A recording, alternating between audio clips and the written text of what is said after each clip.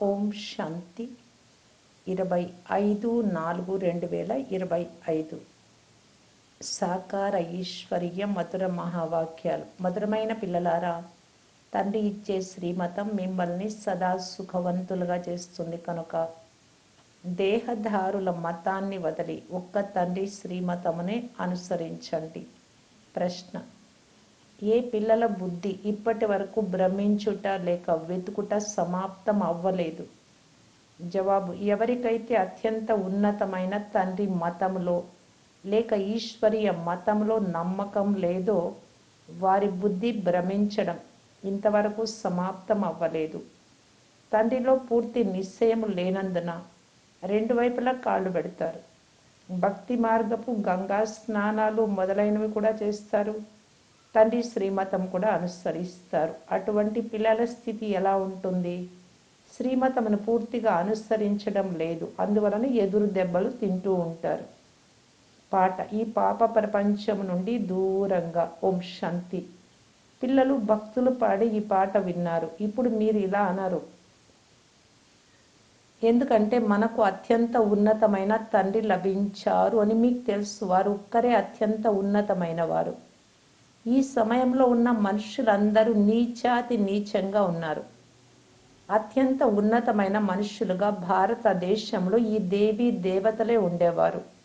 వారిని సర్వగుణ సంపన్నులు అని మహిమ చేస్తారైతే ఈ దేవతలను అంత ఉన్నతంగా తయారు చేసిన వారు ఎవరు ఈ మనుషులకు తెలియదు. ఇప్పుడైతే పూర్తి పతితులై ఉన్నారు. తండ్రి అత్యంత ఉన్నతులు.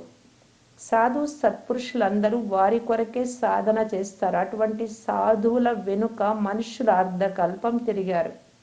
ఇప్పుడు ఆ తండ్రి వచ్చారు అని, మనం వారి వద్దకు వచ్చామని మీకు తెలుసు. వారు మనలను శ్రేష్టాతి శ్రేష్టంగా సదా సుఖవంతులుగా చేస్తారు. రావణుడి మతమును అనుసరించి మీరు ఎంత తుచ్చ బుద్ధి కలవారిగా అయ్యారు. మీరిప్పుడు ఇతరులెవ్వరి మతమును అనుసరించకండి. పతిత పావనుడైన నన్ను పిలిచారు. మళ్ళీ మిమ్మలను ముంచేసే వారి వెనుకెందుకు పడతారు? ఒక్కరి మతమును వదిలి అనేక మంది వద్దకు వెళ్ళి ఎదురు దెబ్బలు తినేందుకు వెళ్తారు. ఎందుకు ఎదురు దెబ్బలు తింటారు? చాలా మంది పిల్లలు జ్ఞానం కూడా వింటూ ఉంటారు, గంగా స్నానాలు కూడా చేస్తూ ఉంటారు, గురువుల వద్దకు కూడా వెళ్తారు. తండ్రి చెప్తున్నారు, ఆ గంగ పతిత పావని కానే కాదు. అయినా మీరు మనుషుల మతమును అనుసరించి స్నానాలు మొదలైనవి చేస్తారు. అత్యంత ఉన్నతమైన తండ్రినైన నా మతంపై కూడా మీకు నమ్మకం లేదా అని తండ్రి అడుగుతారు. ఒకవైపు ఈశ్వరీయ మతం, రెండో వైపు అశ్రీ మతం. వారి స్థితి ఎలా ఉంటుంది? రెండు వైపులా కాళ్ళు ఉంచితే మధ్యకు చీలిపోతారు. తండ్రిలో కూడా పూర్తి నిశ్చయం ఉంచరు. బాబా, మేము మీ వారము, మీ మతమును అనుసరించి మేము శ్రేష్టంగా అవుతాము అని అంటారు. మరి మీరు అత్యంత ఉన్నతమైన తండ్రి మతమును అనుసరించాలి. శాంతిధామానికి, సుఖధామానికి అధికారులుగా చేసేది తండ్రి మాత్రమే. తండ్రి చెప్తున్నారు, ఎవరి శరీరంలో నేను ప్రవేశించాను అతడు బ్రహ్మకు 12 మంది గురువులు ఉండేవారు. అయినా తమో ప్రధానంగానే ఉన్నాడు. ఏమాత్రము లాభం జరగలేదు. ఇప్పుడు తండ్రి లభించినందున ఆ గురువులందరినీ వదిలేశాడు. అత్యంత ఉన్నతమైన తండ్రి లభించారు. తండ్రి చెప్తున్నారు, చెడు వినకు, చెడు కనకు. కానీ మనుషులు పూర్తి తమో ప్రధాన బుద్ధి కలవారిగా ఉన్నారు. ఇక్కడ కూడా శ్రీమతమును అనుసరించని వారు చాలా మంది ఉన్నారు. శక్తి లేదు. మాయ ఎదురు దెబ్బలు తినిపిస్తూ ఉంటుంది. ఎందుకంటే రావణుడు శత్రువు, రాముడు మిత్రుడు. కొంతమంది రాముడు అని అంటారు, కొంతమంది శివుడు అని అంటారు. తండ్రి అసలు పేరు శివబాబా. నేను పునర్జన్మలలోకి రాను, డ్రామాలో నా పేరు శివుడు అని పెట్టబడింది. ఒక వస్తువుకు 10 పేర్లు ఉంటే మనుషులు తికమక పడ్డారు. ఎవరికి ఏం తోస్తే ఆ పేరు పెట్టేశారు. నా అసలు పేరు శివుడు. నేను ఈ శరీరంలో ప్రవేశిస్తాను. నేను కృష్ణుడు మొదలైన వారిలో రాను. విష్ణువు సూక్ష్మ వతనంలో ఉంటారు అని వారు భావిస్తారు. వాస్తవానికి విష్ణువుది జంట రూపం. వాస్తవానికి 4 భుజాలు ఎవ్వరికీ ఉండవు. 4 భుజాలు అంటే ప్రవృత్తి మార్గం. 2 భుజాలే ఉంటే నివృత్తి మార్గం. తండ్రి ప్రవృత్తి మార్గ ధర్మమును స్థాపన చేశారు. గృహస్థంలో ఉంటూ ఈ మార్గంలో నడిచేది. సన్యాసులు నివృత్తి మార్గంలోని వారు. ప్రవృత్తి మార్గంలోని వారే పావనం నుండి పతితంగా అవుతారు కనుక సృష్టి పూర్తి పాడవకుండా ఆపే పాత్ర సన్యాసులది. వారు కూడా లక్షల కోట్ల సంఖ్యలో ఉన్నారు. కుంభమేళా జరిగినప్పుడు చాలా మంది వస్తారు. వారు అన్నం వండుకోరు, వారిని గృహస్థులు పోషిస్తారు. కర్మ సన్యాసం, కర్మను వదిలిపెట్టారు కనుక భోజనం ఎక్కడి నుండి వస్తుంది కనుక గృహస్థుల వద్ద తింటారు. గృహస్థుల సన్యాసులకు తినిపించడం కూడా దానమని భావిస్తారు. ఇతడు కూడా పూజారిగా పతితంగా ఉండేవాడు. ఇప్పుడు శ్రీమతమును అనుసరించి బ్రహ్మబాబా పావనంగా అవుతున్నాడు. తండ్రి నుండి వారసత్వం తీసుకునే పురుషార్థం చేస్తున్నాడు. తండ్రిని అనుసరించండి అని చెప్తున్నాడు. మాయ ప్రతి విషయంలో వెంటాడి ఓడిస్తుంది. దేహ అభిమానంతోనే మనుషులు తప్పులు చేస్తారు, అజాగ్రత్తగా ఉంటారు. భలే పేదవారు కానీ ధనవంతులు కానీ దేహ అభిమానం తొలగిపోతే కదా. దేహ అభిమానం తొలగిపోవడమే చాలా కష్టం. తండ్రి చెప్తున్నారు, మీరు స్వయాన్ని ఆత్మగా భావించి దేహంతో పాత్రను అభినయించండి. మీరు దేహ అభిమానంలోకి ఎందుకు వస్తారు? డ్రామా అనుసారం దేహ అభిమానంలోనికి కూడా వచ్చి తీరాలి. ఈ సమయంలో పక్కా దేహ అభిమానంలో ఉన్నారు. తండ్రి చెప్తున్నారు, మీరు ఆత్మలు, అన్ని పనులు చేసేది ఆత్మనే. ఆత్మ శరీరం నుండి వేరైపోతే శరీరాన్ని కోసిన అది ఏ శబ్దమైనా చేస్తుందా? ఏ శబ్దము రాదు. నా శరీరానికి దుఃఖం కలిగించవద్దు అని ఆత్మనే చెప్తుంది. ఆత్మ అవినాశి, శరీరం వినాశి. స్వయాన్ని ఆత్మగా భావించి తండ్రినైనా నన్ను స్మృతి చెయ్యండి. దేహ అభిమానాన్ని వదిలేయండి. పిల్లలైన మీరు ఎంత దేహి అనగా ఆత్మ అభిమానులుగా అవుతారో అంత ఆరోగ్యంగా నిరోగిగా అవుతూ వెళ్తారు. యోగ బలము ద్వారానే మీరు 21 జన్మలు నిరోగులుగా అవుతారు. ఎంతగా అవుతారో అంత ఉన్నత పదవి కూడా లభిస్తుంది. శిక్షల నుండి రక్షించుకుంటారు. లేకుంటే శిక్షలు చాలా అనుభవించాల్సి ఉంటుంది. కనుక ఎంత దేహి అభిమానులుగా అవ్వాలి. చాలామంది భాగ్యంలో ఈ జ్ఞానం లేనే లేదు. ఎంతవరకు మీ కులంలోకి రారో అనగా బ్రహ్మ ముఖ వంశావళిగా అవ్వరో, బ్రాహ్మణులుగా అవ్వరో అంతవరకు దేవతలుగా ఎలా అవుతారు? భలే చాలామంది వస్తారు, బాబా బాబా అని వ్రాస్తూ ఉంటారు, అంటూ ఉంటారు. కానీ కేవలం పేరుకు మాత్రమే. 1-2 లెటర్స్ కూడా వ్రాస్తారు, తర్వాత మాయమైపోతారు. వారు కూడా సత్యుగంలోకి వస్తారు కానీ ప్రజలలోకి వస్తారు. ప్రజలైతే చాలామంది అవుతారు కదా. పోను పోను చాలా దుఃఖం కలిగినప్పుడు చాలామంది పరిగెత్తుకొని వస్తారు. భగవంతుడు వచ్చారు అనే శబ్దం వ్యాపిస్తుంది. మీ సేవా కేంద్రాలు కూడా చాలా తెరవబడతాయి. పిల్లలైన మీలో లోపం ఉంటే దేహి అభిమానులుగా అవ్వరు. ఇప్పుడు ఇంకా దేహ అభిమానం చాలా ఉంది. చివరిలో ఏమాత్రం దేహ అభిమానం ఉన్నా పదవి కూడా తగ్గిపోతుంది. ఇక్కడికి వచ్చి ఇలా ఉన్నారు కనుకనే అక్కడ దాస దాసీలుగా అవుతారు. దాస దాసీలలో కూడా నంబర్ వారుగా అనేక మంది ఉంటారు. రాజులకు దాస దాసీలు కట్నంగా లభిస్తారు, ధనవంతులకు లభించరు. రాధ ఎంతమంది దాసీలను కట్నంగా తీసుకెళ్తుందో పిల్లలు సాక్షాత్కారంలో చూశారు. పోను పోను మీకు చాలా సాక్షాత్కారాలు జరుగుతాయి. తేలికైన దాసీలుగా అవ్వడం కంటే ధనవంతులుగా అవ్వడం మంచిది. దాసి అనే పదం మంచిది కాదు, దానికంటే ప్రజలలో ధనవంతులుగా అవ్వడం మంచిది. తండ్రి వారిగా అయినందున మాయ చాలా బాగా గౌరవిస్తుంది. బలవంతునితో రుస్తుంగా ఈ యుద్ధము చేస్తుంది. దేహ అభిమానం వచ్చేస్తుంది. శివబాబా నుండి కూడా ముఖం తిప్పేసుకుంటారు. తండ్రిని స్మృతి చేయడమే వదిలేస్తారు. అరే తినేదానికి తీరిక ఉంది కానీ ఇటువంటి బాబా ఎవరైతే విశ్వానికి యజమానులుగా చేస్తారో స్వంత తండ్రినో వారిని స్మృతి చేయడానికి పుర్సత్తు లేదా? మంచి మంచి పిల్లలు శివబాబాను మర్చిపోయి దేహ అభిమానంలోకి వచ్చేస్తారు. లేకుంటే ఇటువంటి తండ్రి ఎవరైతే ప్రాణ దానం చేస్తున్నారో వారిని స్మృతి చేసి లెటర్స్ వ్రాస్తారు. కానీ ఇక్కడ మాయ ఒక్కసారిగా ముక్కుతో పట్టుకొని ఎలా ఎగరేసుకొని పోతుంది అంటే చెప్పలేము. అడుగడుగునా శ్రీమతమును అనుసరిస్తే బాబా చెప్పినట్టు నడిస్తే ఒక్కొక్క అడుగులో పదమాలు ఉన్నాయి. లెక్కలేనంత ధనవంతులుగా అవుతారు మీరు. అక్కడ ధనమును లెక్కించరు. ధనము, సంపద, పొలము, వ్యవసాయం అన్నీ లభిస్తాయి. అక్కడ రాగి, ఇనుము, ఇత్తడి ఇలాంటివి ఉండవు. బంగారు నాణ్యాలే ఉంటాయి.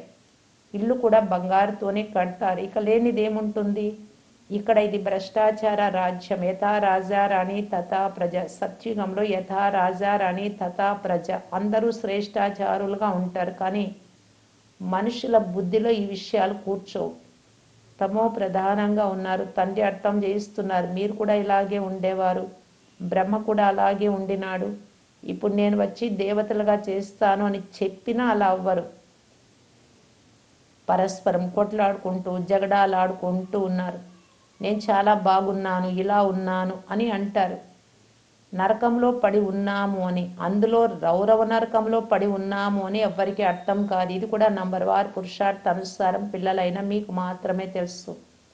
మనుషులు పూర్తి నరకంలో ఉన్నారు, రాత్రింబవళ్ళు చింతిస్తూనే ఉంటారు. జ్ఞాన మార్గంలో సమానంగా తయారు చేసే సేవ చేయలేరు. తమ సమానంగా తయారు చేయలేరు అంటే ఆ సేవ చేయడం లేదు. నీది నాది అనే చింతలోనే ఉంటారు. వారిని జబ్బు చేసిన వారు రోగులని అంటారు. తండ్రిని తప్ప ఇతరులు ఎవ్వరిని స్మృతి చేసిన వ్యభిచారులుగా అవుతారు కదా. తండ్రి చెప్తున్నారు, ఇతరులు ఎవ్వరి మతమును వినకండి, కేవలం నా మతమును మాత్రమే వినండి, నేను చెప్పినట్టు మాత్రమే వినండి, నన్ను స్మృతి చెయ్యండి. దేవతలను స్మృతి చేసినా మేలు కలుగుతుంది, మనుషులను స్మృతి చేసినందున ఏ లాభము ఉండదు. ఇక్కడ తండ్రి చెప్తున్నారు, మీరు మీ తలలు ఎందుకు వంచుతారు? మీరు ఈ బాబా వద్దకు వచ్చినప్పుడు కూడా శివబాబాను స్మృతి చేసి రండి. శివబాబాను స్మృతి చేయకుంటే పాపం చేసినట్లవుతుంది. మొదట పవిత్రంగా అవుతామని ప్రతిజ్ఞ చేయండి. శివబాబాను స్మృతి చేయండి. చాలా పథ్యం ఉండాలి. చాలా కష్టంగా ఎవరో కొంతమంది మాత్రమే అర్థం చేసుకుంటారు. అర్థం చేసుకునేంత బుద్ధి కూడా లేదు. తండ్రితో ఎలా నడుచుకోవాలో అలా నడుచుకునేందుకు చాలా కష్టపడాలి. మాలలోని మణిగా అవ్వడం అంత సులభం కాదు. ముఖ్యమైనది తండ్రిని స్మృతి చేయడం. మీరు తండ్రిని స్మృతి చేయలేరు. తండ్రి సేవ, తండ్రి స్మృతి ఎంతగా చేయాలి? బాబా ప్రతిరోజు లెక్కాచారం చార్ట్ చూసుకోండి అని చెప్తారు. ఏ పిల్లలకైతే తమ కళ్యాణం చేసుకోవాలి అనే గమనం ఉంటుందో వారు అన్ని రకాలుగా పూర్తిగా పథ్యం ఉండాలి, పథ్యం ఉంటారు. వారి ఆహార పానీయాలు చాలా సాత్వికంగా ఉంటాయి. బాబా తన పిల్లల కళ్యాణం కొరకు ఎంతో అర్థం చేస్తూ ఉంటారు. అన్ని విధములైన పథ్యము ఉండాలి, నియమాలు పాటించాలి. మా ఆహార పానీయాలు అలా అయితే లేవు కదా అని చెక్ చేసుకోవాలి. లోబిగా అయితే లేను కదా. ఎంతవరకు కర్మాతీత స్థితి రాదు అంతవరకు మాయ ఉల్టా సుల్టా పనులు చేయిస్తూనే ఉంటుంది. కర్మాతీత స్థితికి ఇంకా సమయం ఉంది. అప్పుడు చెప్పారు బాబా, బ్రహ్మబాబా ద్వారా ఇంకా సమయం ఉంది అని. ఇప్పుడైతే లేదు. ఇప్పుడు వినాశనం చాలా సమీపంగా ఉంది అని తెలుస్తుంది. అగ్ని బాగా వ్యాపించేస్తుంది. బాంబులు ఎలా పడతాయో మీరు చూస్తారు. భారతదేశంలో అయితే రక్తపు నదులు ప్రవహిస్తాయి. ఇతర చోట్ల బాంబులతో ఒకరినొకరు చంపుకుంటారు. ప్రకృతి వైపరీత్యాలు జరుగుతాయి. అన్నిటికంటే ఎక్కువ కష్టం భారతదేశంలోనే ఉంటుంది. మీపై మీరు చాలా దృష్టి ఉంచాలి. నేను ఎంత సర్వీస్ చేస్తున్నాను అని పరిశీలించుకోవాలి. ఎంతమందిని నరుని నుండి నారాయణుడిగా నా సమానంగా తయారు చేస్తున్నాను. కొంతమంది భక్తిలో చాలా చిక్కుకొని ఉంటే ఈ చిన్న పిల్లలు ఏం చదివిస్తారు అని వారు భావిస్తారు. వీరిని చదివించేవారు స్వయం భగవంతుడు అని వారికి అర్థం కాదు. కొంచెం చదువుకున్నా ధనమున్నా కొట్లాడడం ప్రారంభిస్తారు. గౌరవమే పోగొడతారు. సద్గురువును నిందింప చేయు వారికి స్వర్గంలో స్థానం ఉండదు. అక్కడికి వెళ్ళి చాలా చిన్న పదవిని పొందుతారు. మంచిది. మధురాతి మధురమైన అపురూపమైన పిల్లలకు మాతాపిత బాప్దాదాల ప్రియ స్మృతులు మరియు గుడ్ మార్నింగ్. ఆత్మిక పిల్లలకు ఆత్మిక తండ్రి నమస్తే. ధారణ కొరకు ముఖ్య సారం. ఫస్ట్ పాయింట్, నీది నాది అను చింతలను వదిలి మీ సమానంగా తయారు చేసే సేవ చేయాలి. ఒక్క తండ్రి నుండే వినాలి, వారిని మాత్రమే స్మృతి చెయ్యాలి.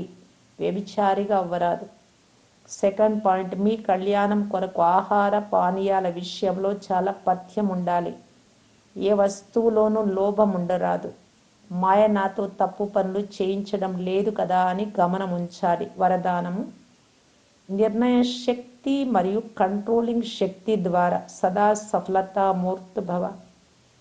ఏదైనా లౌకిక కార్యంలో కానీ అలౌకిక కార్యంలో కానీ సఫలత అంటే విజయాన్ని ప్రాప్తి చేసుకోవాలి అంటే విశేషంగా కంట్రోలింగ్ పవర్ మరియు జడ్జిమెంట్ నిర్ణయం తీసుకునే పవర్ అవసరం ఉంటుంది. ఎందుకంటే ఎవరైనా ఆత్మ మీ సంపర్కంలోకి వచ్చినప్పుడు మొదట వారికి ఏ విషయం అవసరముందో నిర్ణయించాల్సి వస్తుంది. నాడి ద్వారా పరిశీలించి వారి కోరిక అనుసారం వారిని తృప్తిపరచాలి. అంతేకాక స్వయం యొక్క కంట్రోలింగ్ పవర్ ద్వారా ఇతరులపై మీ అచల స్థితి యొక్క ప్రభావం వేయాలి. ఈ రెండు శక్తులు సేవా క్షేత్రంలో మిమ్మల్ని సఫలతామూర్తులుగా చేస్తాయి.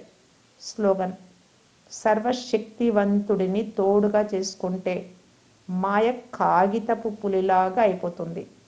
అవ్యక్త సూచన: కంబైన్డ్ రూపం యొక్క స్మృతి ద్వారా సదా విజయులుగా కావటానికి బాప్దాదా తెలియజేస్తూ ఉన్నారు.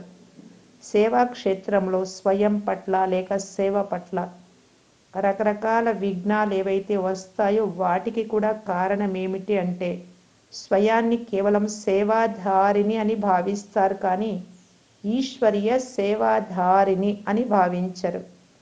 కేవలం సేవ చేస్తున్నాను అని కాదు, ఈశ్వరీయ సేవ చేస్తున్నాను అనే స్మృతి ద్వారా స్మృతి మరియు సేవ స్వతహాగా కంబైన్డ్గా జరిగిపోతుంది. ఓం శాంతి.